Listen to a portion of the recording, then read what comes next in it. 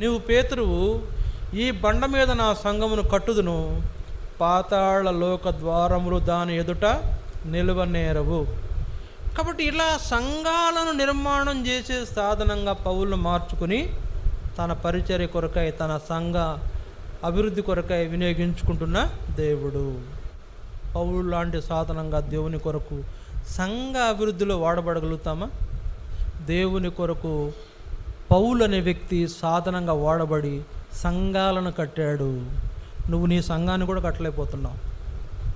దేవుడు వాడుకుంటాడు. భక్త్ సింగ్ గారిని దేవుడు వాడుకోలే. భక్త్ సింగ్ గారిని దేవుడు వాడుకొని ప్రపంచానికి ఆయన ఒక మంచి వర్తమానికుడిగా వాడుకోలే. అనేక మంది ఆయన చేత పట్టబడలా. 20,000 సంఘాలంట. ఆయన భక్త్ సింగ్ గారు 20,000 సంఘాలు ఆయన ద్వారా కట్టబడుతూ వచ్చినాయి. 20,000 సంఘాలు ఆయన చేత నిర్మాణం చేయబడుతూ వచ్చినాయి. ఆయన ప్రార్థన, ఆయన దేవుడు వాడుకున్నాడు, ఆయన ప్రయోగించాడు. అట్లా దేవుడు మా భక్త్ సింగ్ గారిని వాడుకోలే? వాడుకుంటాడు. మనల్ని కూడా వాడుకుంటాడు వాడబడితే.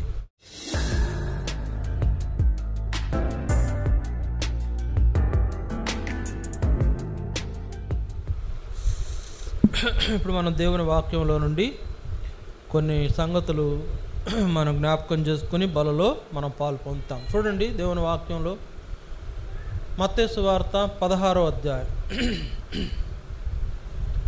మత్తయి సువార్త 16వ అధ్యాయం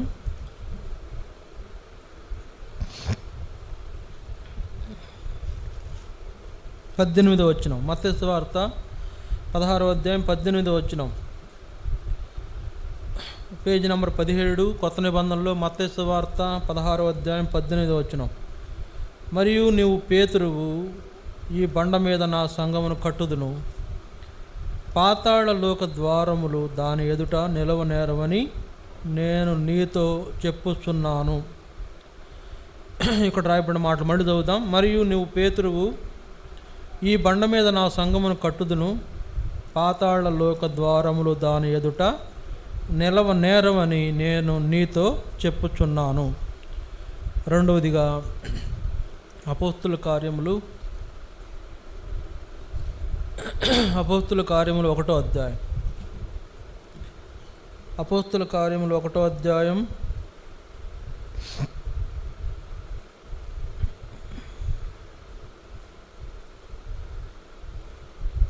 9వ వచనం. అపోస్తుల కార్యములు 1:9. ఈ మాటలు చెప్పి వారు చూస్తుండగా ఆయన ఆరోహణమాయెను. అప్పుడు వారి కన్నులకు కనబడకుండా ఒక మేఘం ఆయనను కొనిపోయెను. మళ్ళీ చదువుదాం. ఈ మాటలు చెప్పి వారు చూస్తుండగా ఆయన ఆరోహణమాయెను. అప్పుడు వారి కన్నులకు కనబడకుండా ఒక మేఘం ఆయనను కొనిపోయెను.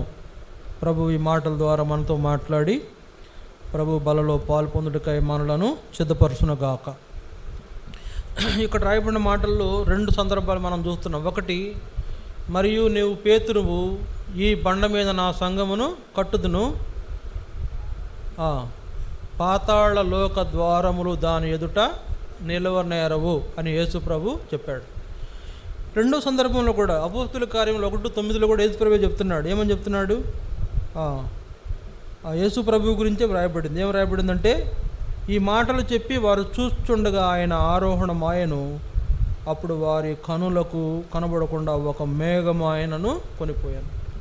యేసు ప్రభు ఈ లోకంలో మరి మన కొరకై సిలువ వేయబడ్డాడు, మన కొరకై రక్తం కార్చబడింది, మన కొరకై ఆయన చనిపోయాడు, సమాధి కూడా చేయబడ్డాడు, 3వ దినాన తిరిగి లేచాడు.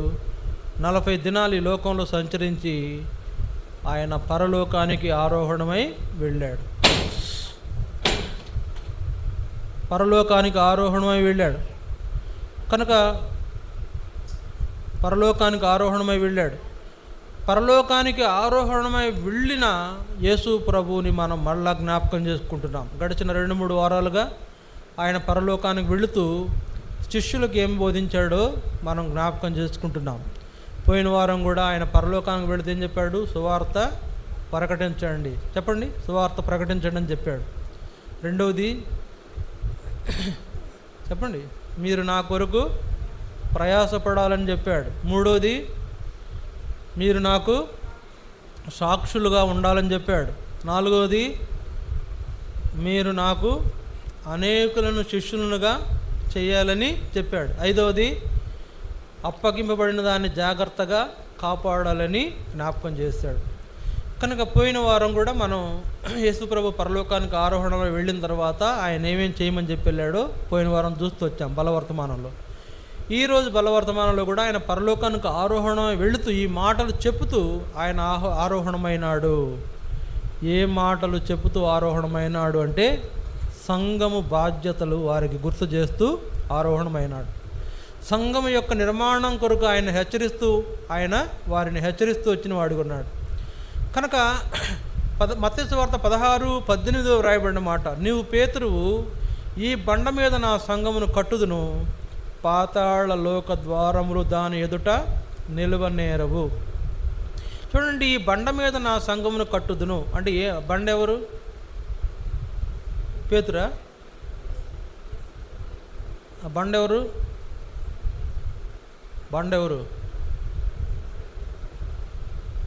చెప్పండి, గడ్డి చెప్పండి, పర్లే. బండ ఎవరు?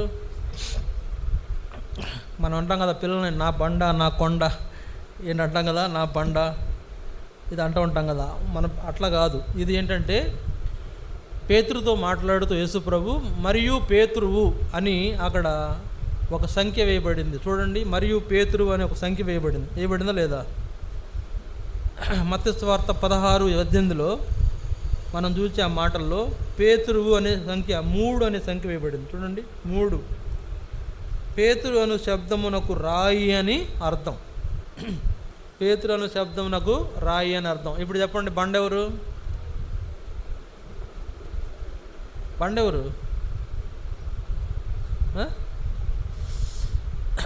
పేతురు మరియు నువ్వు పేతురువు అని అక్కడ వేశాడు కదా, 2 అనే సంఖ్య వేసి కింద రాశారు.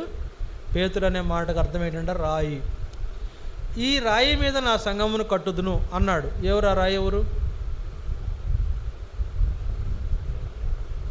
కన్ఫ్యూజన్గా ఉందా?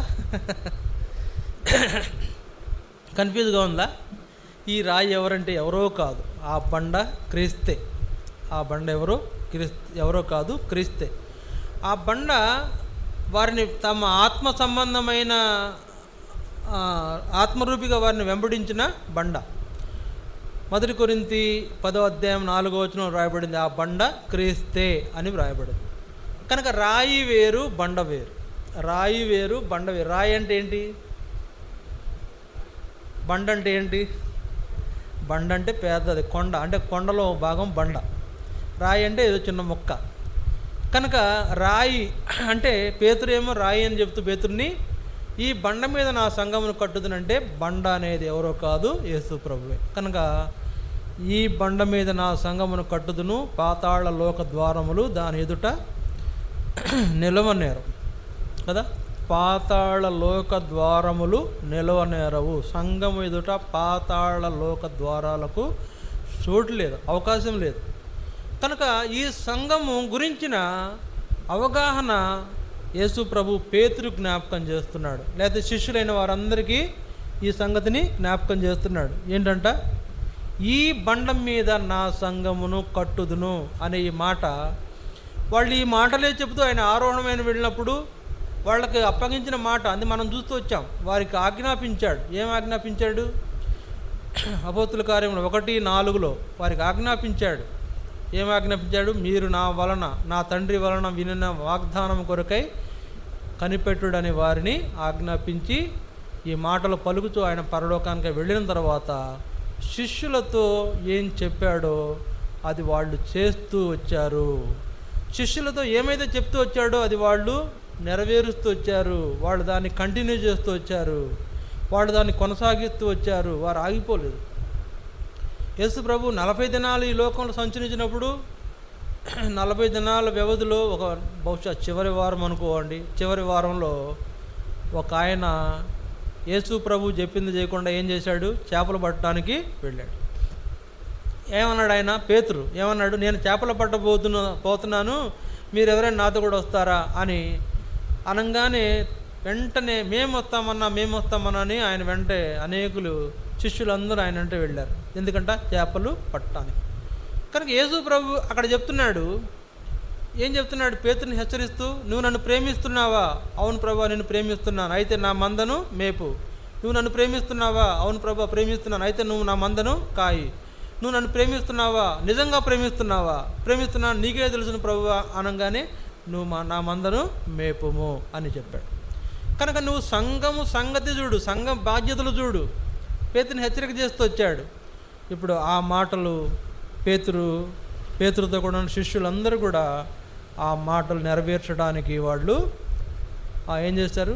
ఆ మాటల ప్రకారం వాళ్ళు కొనసాగుతున్న వారుగా ఉన్నారు. చూడండి, మొట్టమొదటిగా వాళ్ళు ఏం చేస్తూ వచ్చారో మనం జ్ఞాపకం చేసుకుంటాం. అపోస్తుల కార్యములు 1వ అధ్యాయం.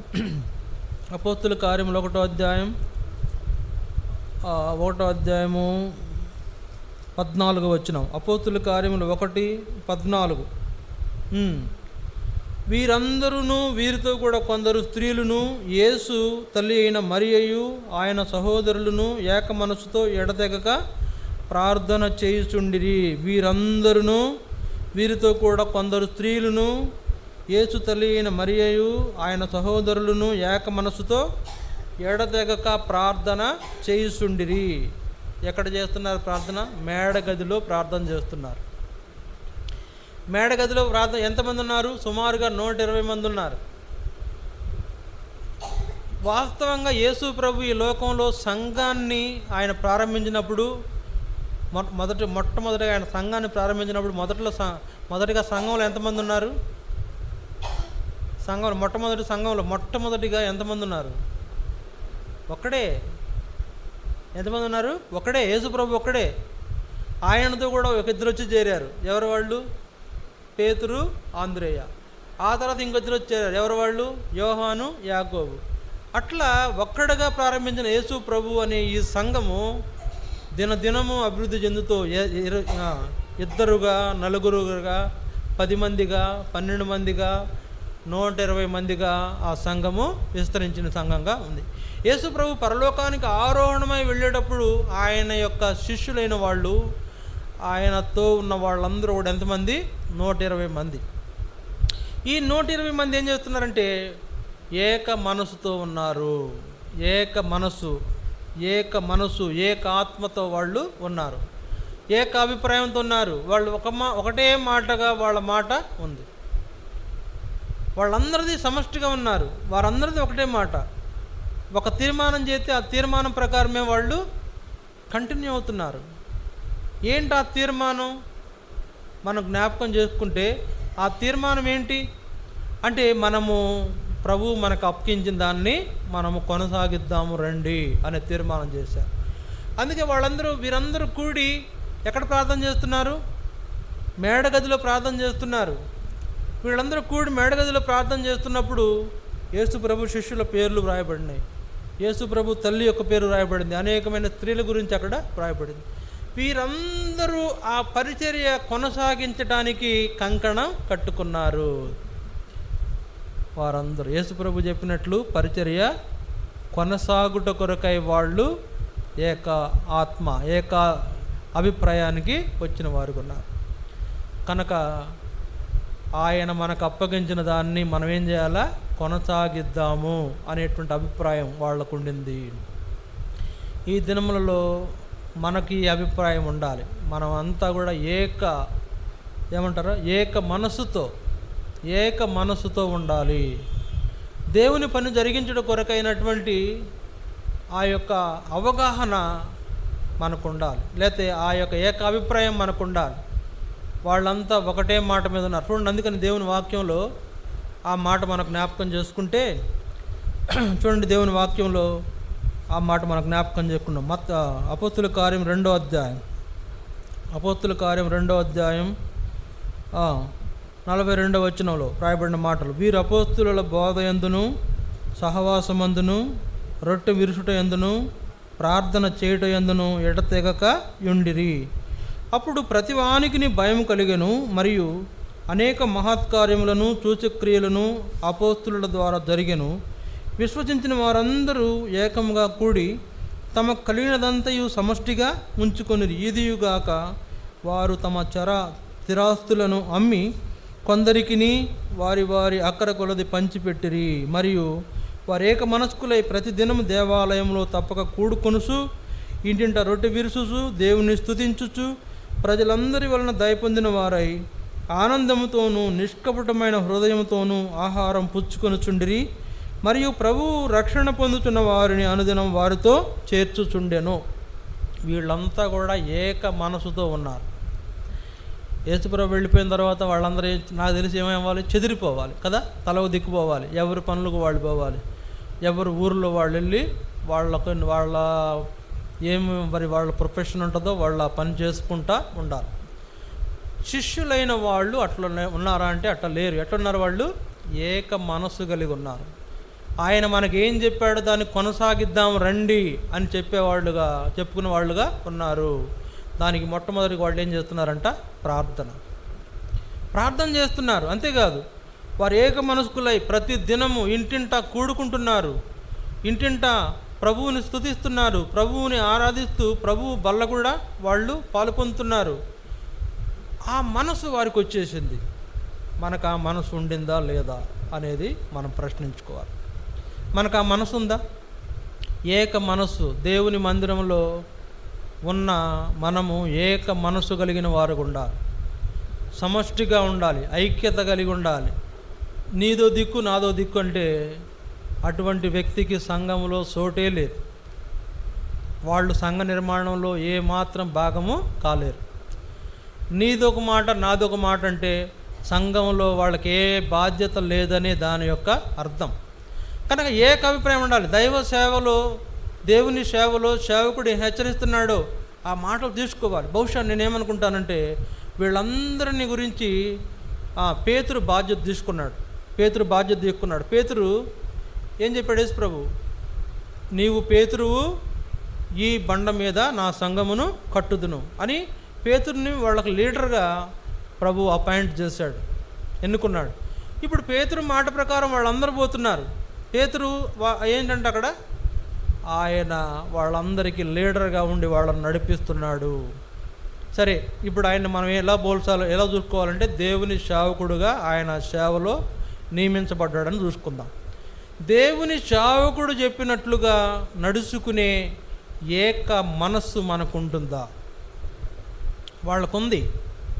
ఆదిమ సంఘంలో యేసుప్రభు వెళుతూ అప్పగించిన బాధ్యతలు నెరవేర్చేటువంటి ఆ అనుభవం ఆనాటి ఆ శిష్యులకు ఉంది. ఆ 120 మంది మెంబర్స్కి ఉంది. 20 మంది మెంబర్స్ కూడా లేని ఈ మందిరంలో ఆ ఏకాత్మ ఉంటుందా? ఏకాభిప్రాయం ఉంటుందా? ఉండకపోతే ఆ సంఘ క్షేమం కోసం నువ్వు పాటుపడే వ్యక్తివి కాదు. ఆ సంఘ అభివృద్ధిలో నీ భాగం ఏమీ లేదు. ఆ సంఘంలో నువ్వు ఒక వ్యక్తిగా గుర్తించబడడం కూడా కష్టమే. ఆ ఏకాత్మ, ఏక మనస్సు నీకు లేకపోతే ఆ అనుభవాన్ని ప్రభువు నీకు అప్పగించిన ఆ బాధ్యత నువ్వు నెరవేర్చినట్టే ఉంటున్నావు. కనుక వాళ్ళంతా ఏక మనసుతో వాళ్ళు ఉన్నట్టు వాళ్ళు ప్రతిదినం కూడుకుంటున్నారంట. మనం కూడుకుంటున్నామా? ఇంటింటా కూడుకుంటున్నారు. బహుశా 120 మంది ఉన్నారు అక్కడ. 120 మందిలో మరి కొన్ని ఇళ్ళు ఉంటాయి కదా, వాళ్ళందరూ సరే 15 ఫ్యామిలీలు వేసుకోండి, 15-20 ఫ్యామిలీలు వేసుకోండి. 20 ఫ్యామిలీలు ఉన్నాయంటే ప్రతిదినం రోజు ఒక ఇంట్లో కూడుకుంటూ పోతున్నారు. ప్రతి ఇంట్లో వాళ్ళు కూడుకుంటున్నారు. ఎందుకు కూడుకుంటున్నారు? ఆరాధన చేస్తున్నారు, ప్రార్థన చేస్తున్నారు, ప్రభు బల్ల విరుస్తున్నారు, ఏకాత్మతో ఏక మనస్కులై ఉంటున్నారు.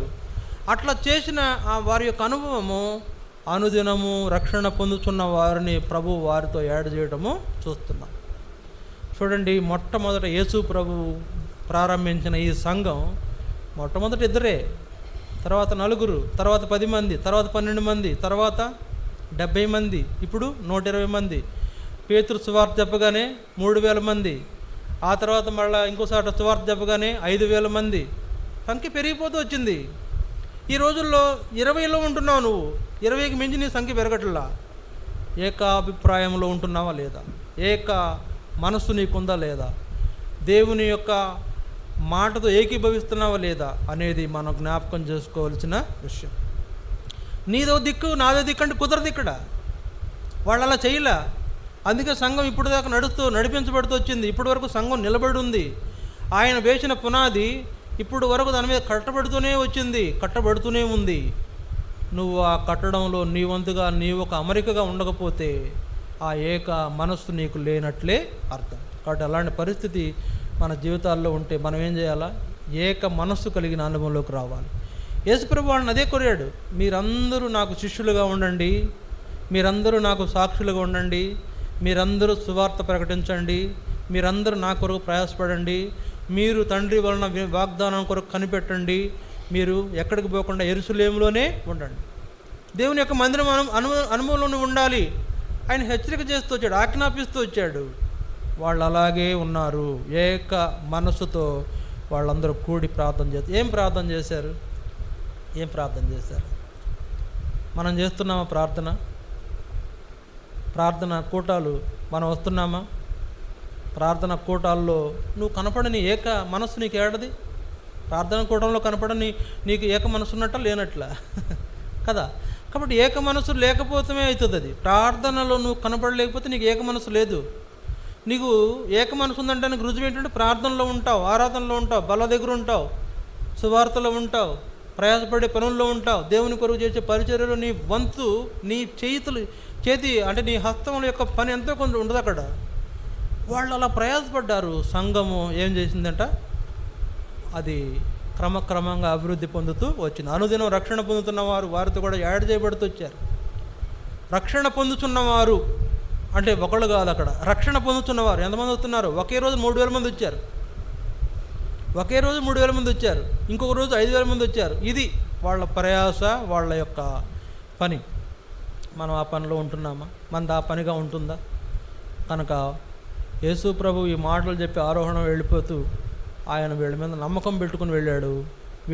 ఆయన నమ్మకాన్ని వమ్ము చేయలేదు. ఇక్కడ మీ కొరకు దేవుడు మిమ్మల్ని కూడా మీ మీద నమ్మకం పెట్టుకుంటున్నాడు. ప్రార్థనకు వస్తారని, ఆరాధనకు వస్తారని, ప్రభు పనిలో ప్రయాసపడతారని, చీబీఎస్ ఉంటే వస్తారని, లేకపోతే సువార్త ఉంటే వస్తారని, లేకపోతే ఇంకా అనేకమైన కార్యక్రమాల్లో మీరు కూడా కలిసి వస్తారని దేవుడు మీ కొరకై కనిపెడుతుంటే రాని నీవు ఏక మనసు లేని వ్యక్తిగా మిగిలిపోతున్నావు. ఫలితంగా ఆయన ఇచ్చినటువంటి ఆ ఏర్పాటును కొనసాగించలేని పరిస్థితులు పడిపోతున్నాం. సరే, ఇప్పుడు వీళ్ళు ప్రార్థన చేస్తున్నారు, ఇంటింటా కూడుతున్నారు, ప్రభు బల్ల విరుస్తున్నారు, ఆరాధన చేస్తున్నారు, సంఘంలో కొంత బలమైన కార్యాలు జరుగుతున్నాయి. ఇలాంటి పరిస్థితి జరుగుతూ ఉండగా చూడండి, అదే రెండవదిగా అపోస్తుల కార్యము 4:11-12 వచనాలు. అపోస్తుల కార్యం 4:11-12 వచనాలు. ఇల్లు కట్టువారైన మీరు తృణీకరించిన రాయి ఆయనే, ఆ రాయి మూలకు తలరాయాయను. మరి ఎవని వలనను రక్షణ కలుగదు. ఈ నామముననే మనం రక్షణ పొందవలను గాని ఆకాశము క్రింద మనుషులలో వేయబడిన మరి ఏ నామమున రక్షణ పొందలేమో. 11వ వచనంలో ఏం రాయబడింది?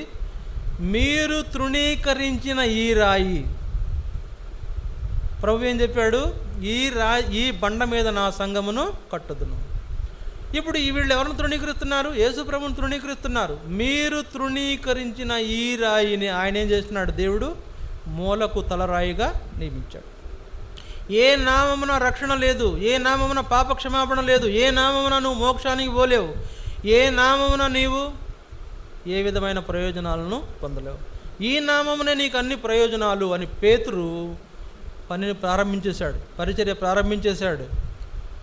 ప్రారంభించేసి అక్కడ వాళ్ళందరితో ఈ మాటలు చెప్తున్నప్పుడు వాళ్ళు ఏం చేశారంటే వీళ్ళని ఏం చేశారు? బెదిరించారు. యేసు నామమును బట్టి మీరు బోధించకూడదు అని వాళ్ళని గట్టిగా బెదిరిపెట్టి వాళ్ళను ఆజ్ఞాపించారు. వాళ్ళను బంధించి వాళ్ళని ఏం చేద్దాం అర్థం కాక వాళ్ళని బెదిరించి వాళ్ళను అంటే దేవుని పనిలో కలుగుతున్న ఆటంకాలు. దేవునిలో పనిలో ఆటంకం ఉంది. ఆయన సంఘ నిర్మాణంలో ఆటంకం ఏర్పడింది. ఆయన సంఘ నిర్మాణంలో మరి కొన్ని దుష్ట శక్తులు ఆ యొక్క సంఘ నిర్మాణాన్ని అడ్డుకుంటున్న ఆ పరిస్థితి అక్కడ ఉంది. ఫిలిప్పీ సంఘ నిర్మాణంలో నువ్వేమైనా అడ్డుకుంటున్నావా? ఫిలిప్పీ సంఘ నిర్మాణంలో నీ ఆటంకం ఏమైనా కనబడుతుందా? ఫిలిప్పీ సంఘ నిర్మాణంలో నీ ప్రమేయము అంటే అంటే పని జరగకుండా చేసే ఆ పరిస్థితుల్లో నీ ప్రమేయం ఏమైనా ఉంటుందా?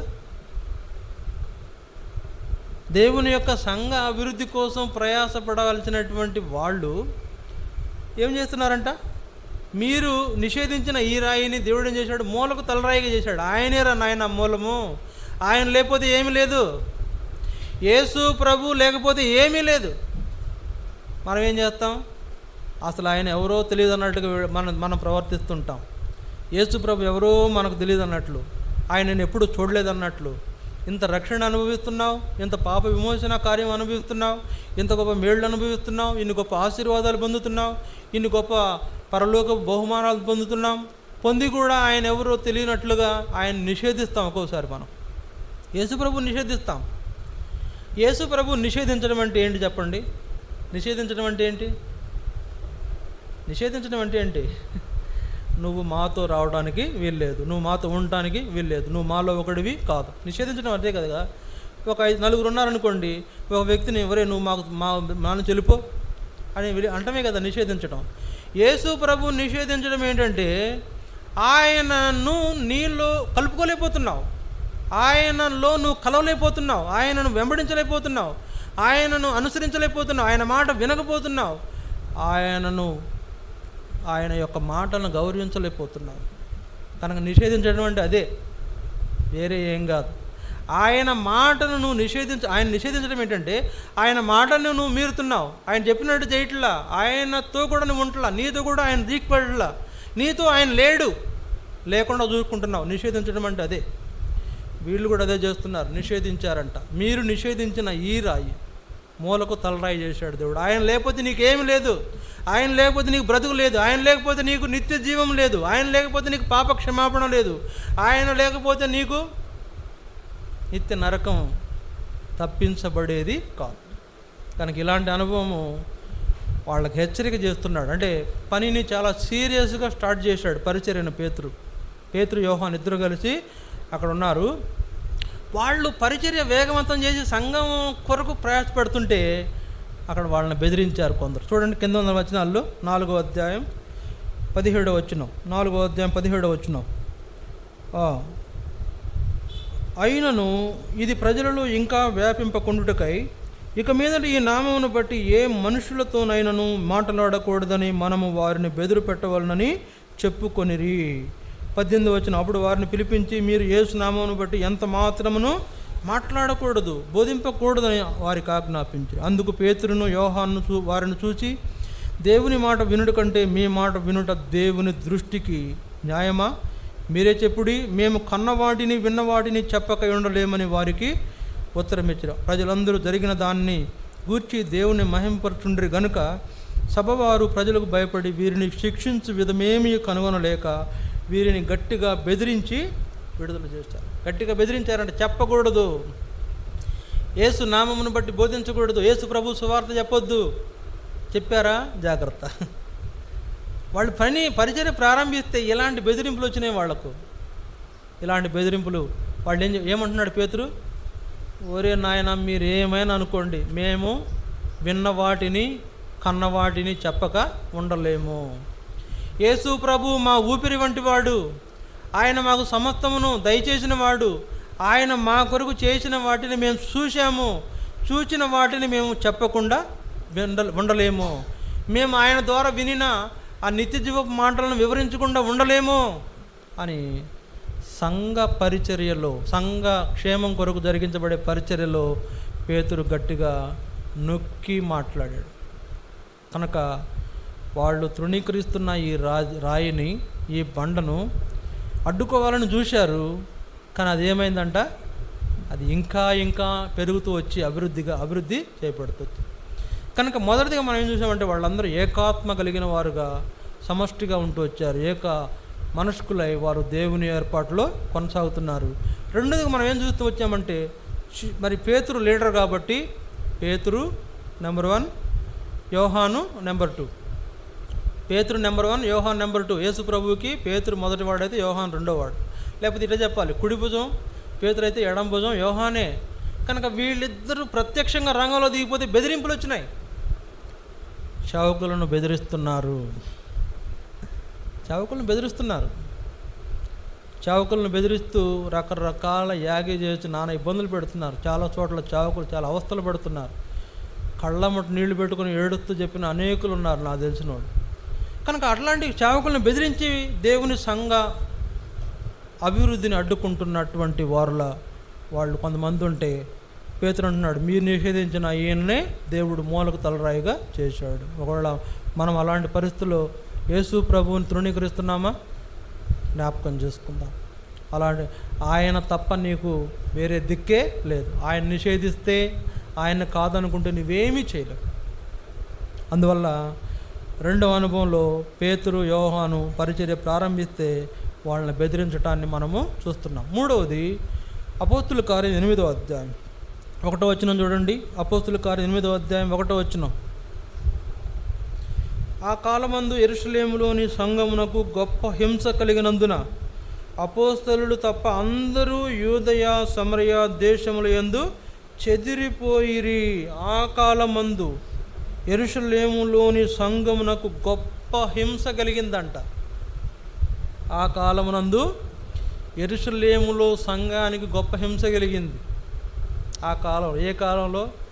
సంఘము బాగా అభివృద్ధి చెందుతున్న కాలంలో, సంఘము బాగా జనాలు విస్తరిస్తున్న కాలంలో, సువార్త బాగా వ్యాపిస్తున్న కాలంలో, అనేకమైన అద్భుత కార్యాలు దేవుడు చేస్తున్న కాలంలో, అనేకులు దేవుని వైపు తిప్పబడుతున్న కాలంలో స్టెఫను అనేటువంటి ఒక దైవజనుడు దైవాత్మ ప్రేరణతో అనేకమైన కఠిన హృదయాలతో మాట్లాడిన సందర్భము జరిగిన కాలంలో స్టెఫను గట్టిగా మాట్లాడాడు. ఏమన్నాడు తెలుసా?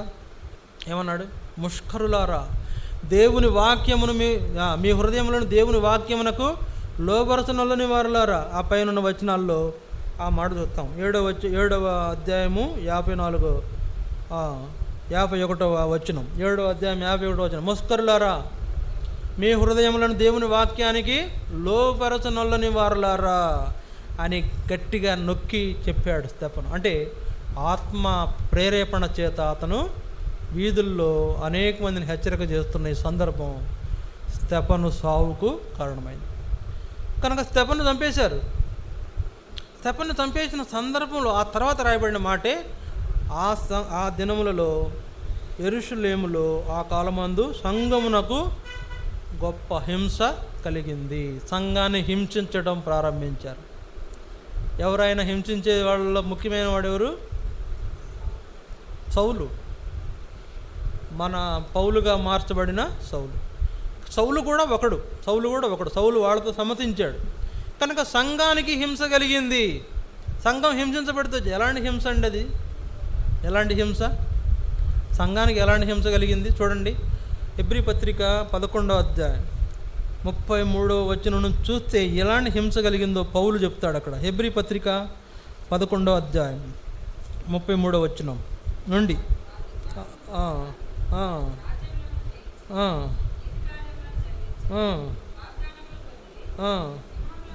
సింహంల నోళ్లను మూసిరి, అగ్ని బలమును చల్లార్చిరి, ఖడ్గదారును తప్పించుకునిరి,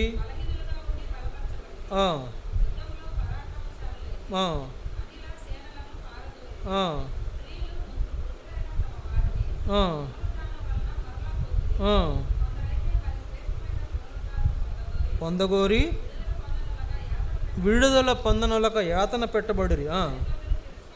తిరస్కారములను, కొరడా దెబ్బలను, బంధకములను, ఖైదును అనుభవించిరి. రాళ్లతో కొట్టబడిరి, రంపములతో కోయబడిరి, శోధింపబడిరి, ఖడ్గంతో చంపబడిరి. గొర్రె చర్మములను, మేక చర్మములను వేసుకొని దరిద్రులై ఉండి శ్రమపడి హింస పొందుచు అడవులలోను, కొండల మీదను, గుహలలోను, సొరంగములోను తిరుగులాడుతూ సంచరించిరి. ఎంత శ్రమ సంఘానికి కలిగిందో ఇక్కడ పౌలు గారు రాశాడు. గొప్ప హింస కలిగింది సంఘానికి. ఏమైందంట? ఏమైపోయారు దెబ్బకి? ఇప్పుడు ఈ సంఘం అంతా ఏమైపోయింది? చెదిరిపోయిందంట. యూదయ సమరయ ప్రాంతాల అంతటా చెదిరిపోయారంట. కాబట్టి సంఘము నిర్మాణం చేసిన యేసు ప్రభు శిష్యులకు పని అప్పచెప్పి ఆ శిష్యులు పని కొనసాగిస్తుండగా ఆ పని అభివృద్ధి అవుతున్న తరుణంలో సంఘమునకు హింస కలిగింది. బెదిరించబడ్డారు, కొట్టబడ్డారు, రంపాలతో కోయబడ్డారు, కొరడాలతో కొట్టబడ్డారు, బాధించబడ్డారు, వేదన పొందుతూ వచ్చారు, యాతన పొందుతూ వచ్చారు, పలు విధములైన సమస్యలు వాళ్ళు ఎదుర్కొంటూ వచ్చారు. అయినా కూడా సంఘ విస్తరణను ఆపలేకపోయారు. ఎంత అణిచివేయాలని చూశారో అంతగా మళ్ళీ సంఘం విస్తరిస్తూ వచ్చింది. మళ్ళీ పడిన దగ్గరే మళ్ళీ లేస్తూ సంఘం అభివృద్ధి పొందిన ఆ అనుభవంలో దేవుడు తన దాసులైన వారిని నడిపిస్తూ వచ్చాడు. ఆ కాలంలో, గొప్ప హింస కలిగిన కాలంలో, ఈ హింస జరిగినప్పుడు యేసు ప్రభువు ఆ హింసను చూసి సౌలును పట్టుకున్నాడు. సౌలా నువ్వు వేళ నన్ను హింసిస్తున్నావు అని సౌలును పట్టుకొని సౌలును ఏం చేశాడు? సంఘ అభివృద్ధికి దేవుడు నిర్ణయిస్తూ వచ్చాడు. ఎక్కడ పని ఆగిందో అక్కడ మళ్ళీ తిరిగి పౌలు మొదలుపెట్టేటట్లు దేవుడు చేస్తూ వచ్చాడు. సౌలును దర్శించినప్పుడు సౌలు యేసుప్రభువును ఒక మాట అడిగాడు. ఏమంటే, నీవెవడవు? ఏమని అడిగాడు? యేసుప్రభు ఏమన్నాడు? సౌలా నీవేళ నన్ను హింసిస్తున్నావు అని అంటే సౌలు ఏమన్నాడు? ప్రభువా నీవెవడవు. ఈ రోజుల్లో ఇలాంటి వాళ్ళు కూడా ఉంటున్నారు. నీవెవరయ్యా? కానీ మంచిదే, సౌలు వేసిన ఆ ప్రశ్న చాలా గొప్ప ప్రశ్న. ప్రభువా నీవెవడవు, ఆ ప్రశ్న వేసిన దానికి గాను సౌలు చాలా గొప్ప క్రయం చెల్లించాల్సి వచ్చింది. నీవెవడవు అని యేసు ప్రభువుని ప్రశ్నించిన ఈ సౌలు యేసు ప్రభువు కొరకు తన జీవితాన్ని పానార్పణంగా పోయాల్సి వచ్చింది. ఆ సంఘ క్షేమాన్ని అడ్డుకుంటున్నాడు, సంఘ అభివృద్ధిని అడ్డుకుంటున్న ఈ సౌలునే పౌలుగా మార్చి, తన సాధనంగా మార్చి దేవుడు మరలా వాళ్ళ మీదకి ప్రయోగించి ఎక్కడ పడిందో అక్కడ మళ్ళీ సంఘాన్ని లేపి ఆయన దాన్ని కట్టడం కొనసాగిస్తూ వచ్చినాడు. అందుకే సౌలును ఏర్పాటు చేసుకుని పౌలుగా మార్చి తన సాధనంగా దేవుడు వాడుకుంటూ వచ్చాడు. ఆ సౌలు చూడండి, మనం మూడవదిగా మనం చూస్తాం. నాలుగవదిగా మనం చూస్తే 1 కొరింథీ 3వ అధ్యాయం దయచేసి చూడండి. 1 కొరింథీ 3వ అధ్యాయం 10-11 వచనాలు. 1 కొరింథీ 3:10-11 వచనాలు. దేవుడు నాకు అనుగ్రహించిన కృప చొప్పున నేను నేర్పరి అయిన శిల్పకారుని వలె పునాది వేసితిని, మరి ఒకడు దాని మీద కట్టుచున్నాడు. ప్రతివాడు దాని మీద ఎలా కట్టుచున్నాడో జాగ్రత్తగా చూసుకొనవలెను. వేయబడిన తప్ప మరి ఒక పునాది ఎవడును వేయనేరడు. ఈ పునాది యేసు క్రీస్తే. కనుక పౌలు ఏం చేస్తున్నాడు? నేర్పరిగా తనము గల శిల్పకారుని వలె నేను పునాది వేసితిని. కనుక ఇక్కడ నా తలంపు ఏంటంటే, దేవుడు సౌలును లేదా పౌలును ఏర్పాటు చేసుకొని సంఘాలుగా విస్తరించడానికి దేవుడు సాధనంగా వాడుకుంటూ వచ్చాడు. ఎవరైతే దేవుని పని అడ్డుకున్నారో దేవుడు వాణినే తన పనికి సాధనంగా మార్చుకొని అనేక సంఘాలు నిర్మాణం చేయడానికి కారకుడైనాడు. చూడండి, నేను నేర్పరితనం కలిగిన శిల్పకారుని వలె పునాది వేసితిని, మరి ఒకడు దాని మీద కట్టుచున్నాడు. పౌలు ఆయన ఈ సంఘాన్ని ఎంతవరకు తీసుకెళ్ళాడంటే 2-3 ఖండాలు తీసుకెళ్ళాడు. ఒకటి ఆసియా ఖండము, ఇంకోటి ఐరోపా ఖండము, ఇంకోటి ఏదో ఖండము. 3 ఖండాలకు దేవుని యొక్క పరిచర్యను వ్యాపింపజేసి సంఘాన్ని విస్తరింపజేసి సంఘాల నిర్మాణంలో కీలకమైన పాత్ర పోషించిన పౌలు. అందుకే ఆయన అంటున్నాడు, నేను నేర్పరితనం కలిగిన శిల్పకారుడు వలె పనిని నేను పునాదిని వేశాను. కాబట్టి వేయబడిన ఆ పునాది ఎవరో కాదు, క్రీస్తే. కాబట్టి పౌలు అనేక సంఘాలను ఏం చేశాడు? ఆయన కడుతూ వచ్చాడు. ఆ సంఘాలు మనం చూస్తాం. కొరింథీ సంఘం, గలతీ సంఘం, ఎఫెసు సంఘం, ఫిలిప్పీ సంఘం, కొలసీల సంఘం, దెసలోనిక సంఘం, ఇట్లా అనేక సంఘాలు పౌలు ద్వారా ఏర్పరచబడుతూ వచ్చినాయి. అంత్యోకయలో ఒక సంఘం కొన్ని రాయబడలా. అసలు మొట్టమొదట క్రైస్తవులు ఎవరో కదా, అంత్యొకయలో ఉన్న విశ్వాసులే మొట్టమొదటి క్రైస్తవులు ఈ లోకంలో. అంత్యొకయ సంఘం, కప్పదోకియా సంఘం, రకరకాల సంఘాలు కూడా ఉన్నాయి. ఇంక మనం చూస్తాం ప్రకటన గ్రంథం, మరి అక్కడ చూస్తాం 7 సంఘాలు ఉన్నాయి. ఈ సంఘాలన్నీ నిర్మాణం చేసే అంటే ఆ దినాల్లో ఉన్నటువంటివే. కాబట్టి ఇలా సంఘాలను నిర్మాణం చేసే సాధనంగా పౌలు మార్చుకుని తన పరిచర్య కొరకై, తన సంఘ అభివృద్ధి కొరకై వినియోగించుకుంటున్న దేవుడు. పనిని ఆపాలని శత్రువు చూస్తున్నాడు. శత్రువు పనిని ఆపుతున్నాడు, పని చేసేవారిని బెదిరిస్తున్నాడు, గొప్ప హింస కలిగేటట్లు చేశాడు.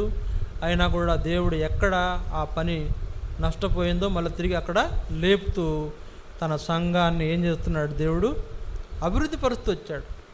కనుక ఇక్కడ పౌలు లాంటి ఒక గొప్ప సాధనంగా నీవు ఉండగలవా? పౌలు లాంటి దేవుని కొరకు వాడబడే గొప్ప సాధనంగా నువ్వు ఉండగలవా? అతను ఎంతో కష్టపడ్డాడు పాపం.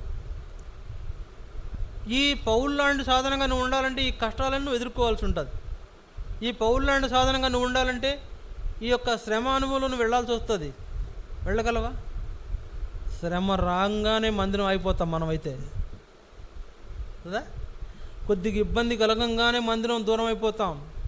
కొన్ని అంటే మందిరానికి రాకుండా మానేస్తాము, లేకపోతే ఏంటంట మందిరాన్ని పోగొట్టుకుంటాము, మందిరానికి దూరం అయిపోతాం. మందిరానికి దూరం అయిపోతే నువ్వేమి నేర్చుకుంటావు?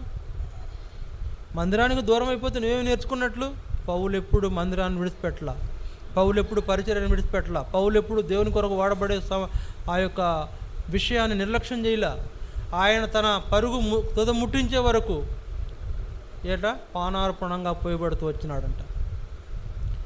2 తిమోతి 4:6-7 వచనాలు రాయబడింది. నేను పానార్పణంగా పోయబడ్డాను, మంచి పోరాటం పోరాడాను, నా పరుగును కడముట్టించాను, విశ్వాసాన్ని కాపాడుకున్నాను. మంచి పోరాటం పోరాడంట. నా ప్రాణం అంటే తన ప్రాణాను, ఆ ప్రాణం ఏం చేశాడంట, పానార్పణంగా పోశాడు. పౌలు లాంటి సాధనంగా దేవుని కొరకు సంఘ అభివృద్ధిలో వాడబడగలుగుతామా? సంఘం విస్తరించాలండి. ఇది నువ్వు వచ్చి వెళ్ళిపోతే అయిపోద్ది అనుకుంటున్నావా? నీ ఒక్కడి కోసమే ఎంత పెద్ద సంఘం నిర్మించాడు దేవుడు. మన కొద్ది మంది కోసమే విశాలంగా కూర్చుంటే కాళ్ళు తాపుకోవచ్చు, హాయిగా ఉంటుంది అందుకు అనుకుంటున్నావు. సంఘము నింపబడాలి, సంఘములు అనేక ఆత్మలు చేర్చబడాలి, దాని కొరకు నీ ప్రయాసం ఉండాలి, దాని కొరకు నువ్వు దేవునికి సాధనంగా వాడబడాలి, దాని కొరకు దేవునికి సాధనంగా ఉండటానికే దేవుడిని నేర్పరచుకున్నాడు. నువ్వు పూర్వం దేవుణ్ణి హింసించిన వాడివి, దేవునికి దూరంగా ఉన్నవాడివి, దేవుణ్ణి నిషేధించిన వాడివి. ఇప్పుడు నేర్పరచుకున్న కారణం ఏంటంటే నువ్వు ఆయన యొక్క సాధనంగా వాడబడి ఆయన సంఘం వ్యాపించడానికే. దానికి నువ్వే సంఘానికి తూట్లు పడుతుంటే సంఘం ఎక్కడ అభివృద్ధి అవుతుంది? అవుతుందా? కాబట్టి జ్ఞాపకం చేసుకోండి, దేవుని కొరకు పౌలు అనే వ్యక్తి సాధనంగా వాడబడి సంఘాలను కట్టాడు. నువ్వు నీ సంఘాన్ని కూడా కట్టలేకపోతున్నావు. దేవుని కొరకు వాడబడినటువంటి పౌలు సంఘాలను కడితే నువ్వు నీ సంఘంలో నీ బాధ్యతను గుర్తించలేకపోతున్నావు. ఒక సాధనంగా నువ్వు మలుచుకోలేకపోతున్నావు, దేవుని కొరకు వాడబడలేకపోతున్నావు. నువ్వు పాట పాడతాం రాదు నీకు. బైబిల్లో పలానా అధ్యాయం పలానా వచనం అంటే తగ్గిమని తీసే స్వభావం నీకు ఇంకా రాలా. ఇంకేం నేర్చుకుంటాను చెప్పండి? వచనం అధ్యాయము పలానా వచనం చెప్తుండే కానీ తీసి చదివేస్తారు కొందరు. అది టాలెంట్ అంటే. నీకు ఒక పాట పాడటం రాలేదు, సరిగ్గా ఆరాధన చేయడం రాలేదు, సరిగ్గా ప్రార్థన చేయడం రాలేదు, సరిగ్గా దేవుని మందిరంలో నీ బాధ్యతను గుర్తించడం తెలియలేదు, దేవుని ఏర్పాటు ఎలా జరిగించాలో కూడా నీకు ఇంత అర్థం కాలేదు. కనుక ఈ సాధనంలాగా నువ్వు మార్చబడలేకపోతున్నావు. దేవుని సంఘమును విస్తరించే సాధనంగా నువ్వు మారాలి.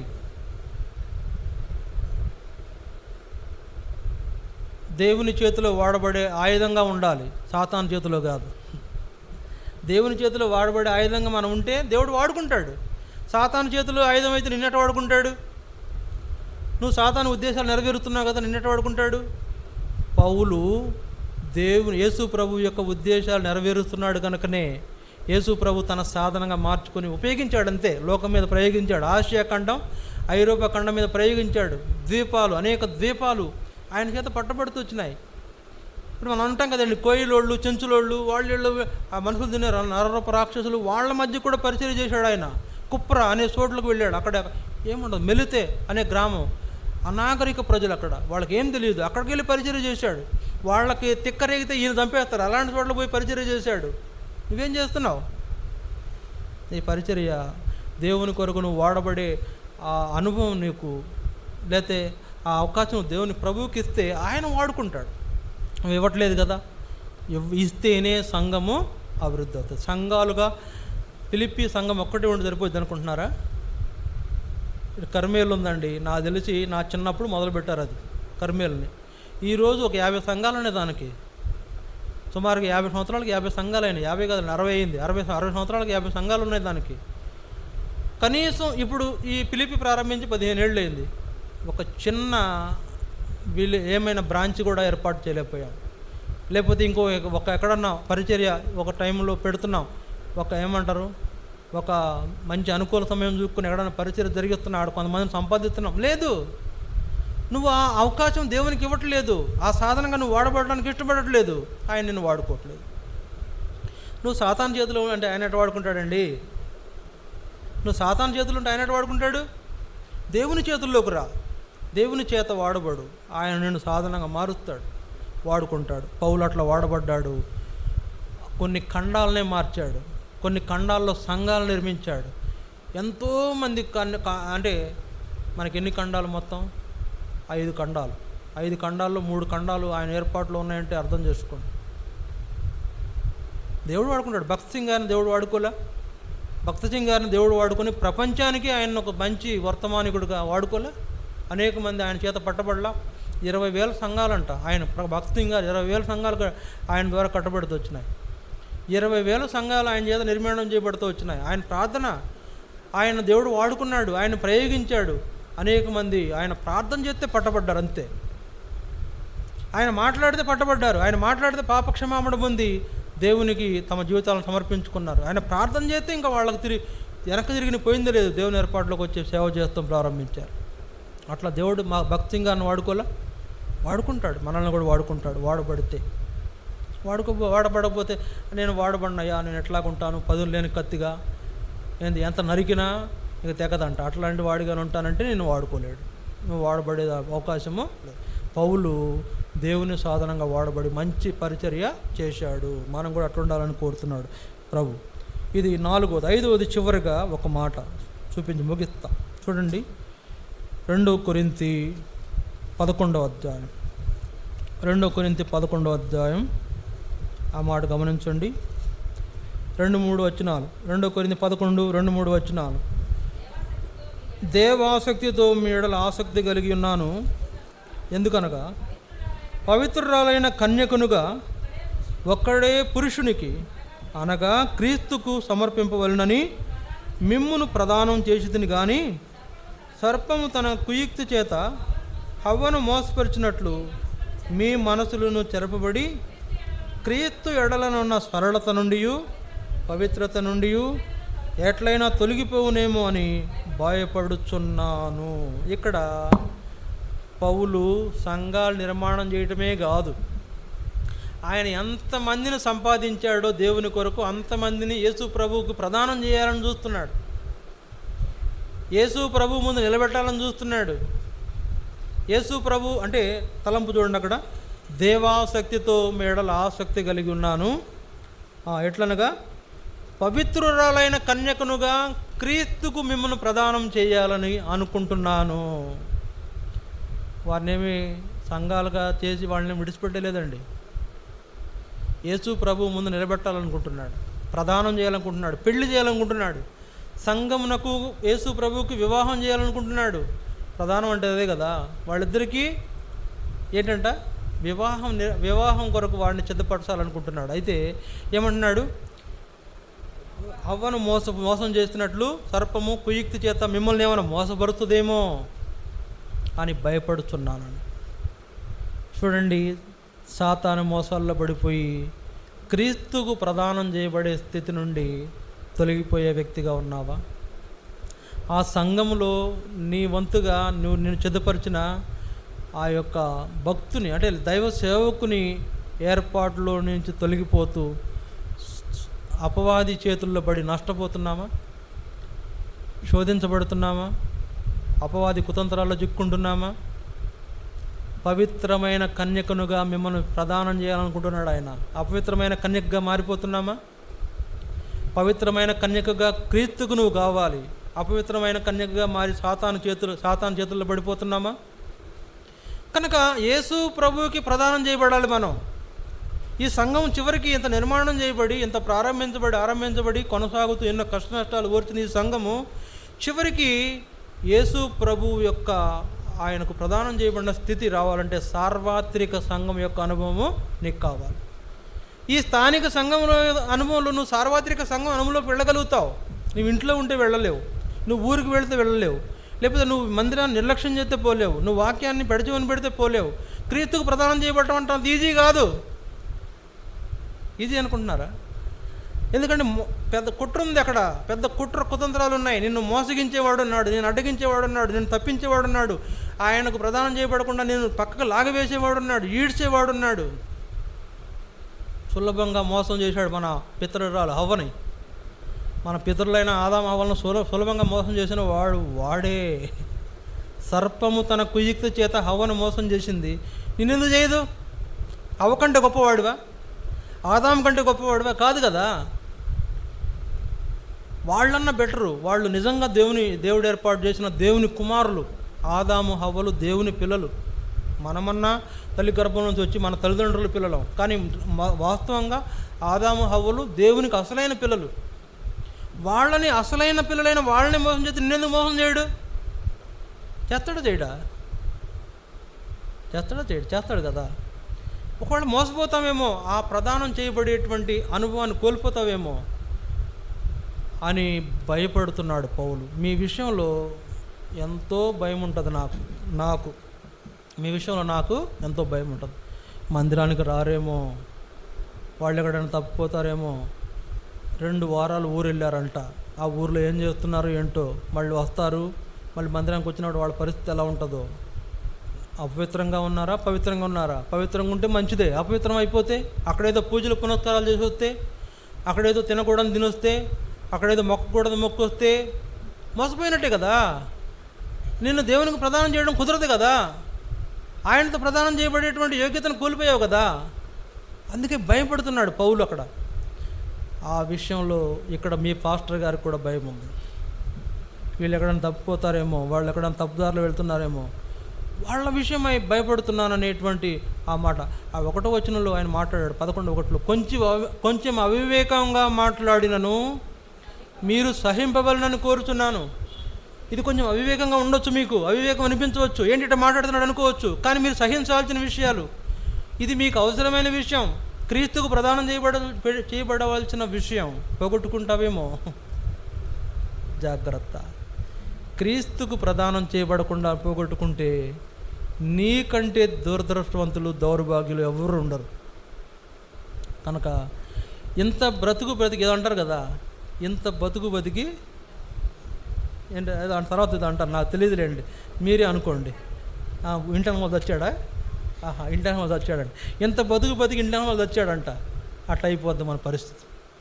ఇంత విశ్వాసం, ఇంత భక్తి, ఇంత సమర్పణ చేసావు, ఇంత దాకా జీవించావు. ఈ చివరి గడియలో ప్రభు రాబోతున్నాడు. ఆయన కలుసుకోబోయే సమయం అతి దగ్గరలో ఉంది. నాకు నేను ఇన్ఫర్మేషన్ చెప్తున్నా, అతి సమయంలో యేసు ప్రభు రాకూడదు. ఈ మధ్యలో ఒక వార్త విన్నాను నేను. ప్రధాన యాజకుడు దొరికాడు, ఎర్రని పెయ్యలు దొరికినాయి. తర్వాత యూదులందరూ కట్టుకట్టి మనకు ఒక క్రీస్తును మనం నిలబెట్టుకుందామనే అభిప్రాయానికి వచ్చేసారు. ఓ పక్కన ఇశ్రాయేల్ దేశాన్ని అన్ని దేశాలు వ్యతిరేకిస్తున్నాయి.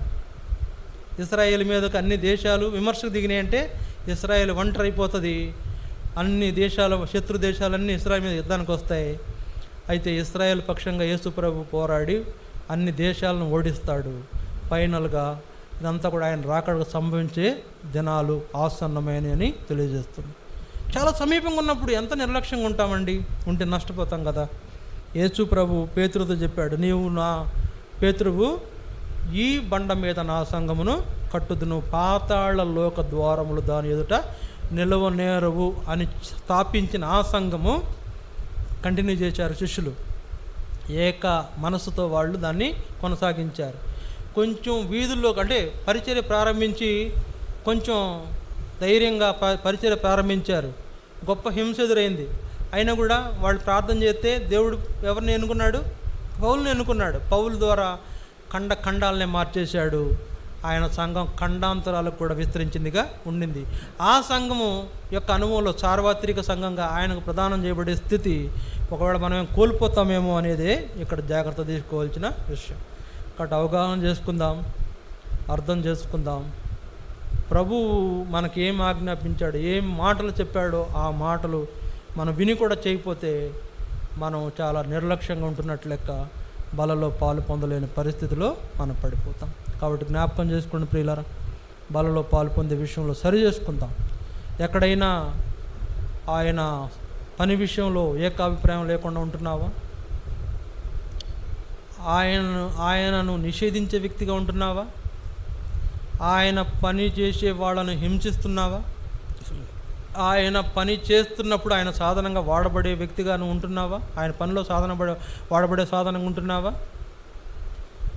ఆయన కొరకు ప్రదానం చేయబడాల్సిన నీవు ఒకవేళ కుయుక్తి చేత సర్పం మోసగిస్తే మోసపోయే పరిస్థితులు నష్టపోతున్నావా? ఇవన్నీ హెచ్చరికలుగా మనం తీసుకొని సరి చేసుకొని వాక్య వెలుగులో మనం బలలో పాల్పొందుతాం. మోకరించండి, వాక్యాన్ని ఆధారం చేసుకుందాం, బలలో మనము పాల్పొందుతాం.